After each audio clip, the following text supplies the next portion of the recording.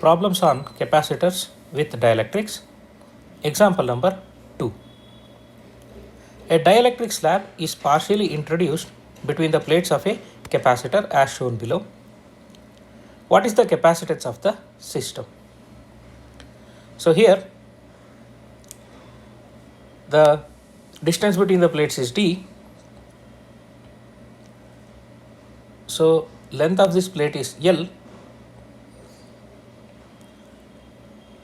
So dielectric is filled to a length x.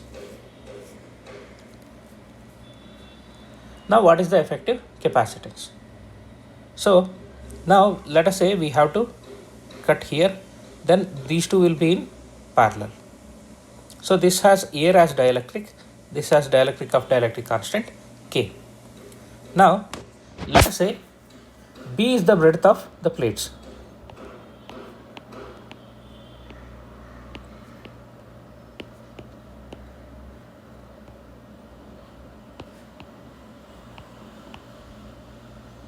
L is length, B is breadth of the plates. Then capacitance of first capacitor, when you cut it here, so this has L into, so original area was L into B. Now this particular part will have X into B. So if this is X, this should be L minus X, this length. So area of this, I'll call this as A1. This is original area A. So A2 is equal to L minus X into B. Now C1 is equal to K epsilon naught into A1 divided by D, that is equal to K epsilon naught XB divided by D. This is C1. C2 is, it is filled with air, so it should be epsilon naught A2 divided by D, that is epsilon naught. A2 is what? L minus X into B divided by D. So now what happens? These two are connected in parallel. C1 and C2 are in parallel.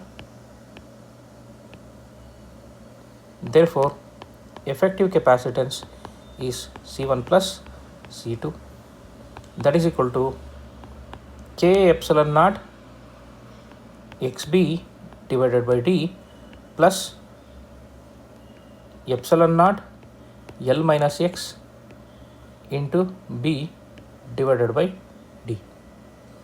Now you can take epsilon naught B divided by D as common, so I'll be left with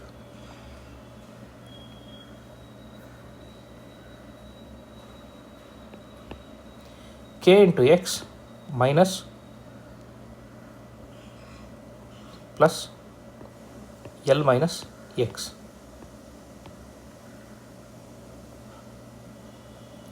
So that will be equal to epsilon naught B by D. So it will be Kx minus X, we can take X common. So it will be K minus 1 into X plus L. So epsilon naught B by D into L plus K minus 1 into X. So this is effective capacitance. So one thing you can notice, as X increases, that is the length of the portion filled with the dielectric, this increases, capacitance also increases. So this is effective capacitance of given capacitor.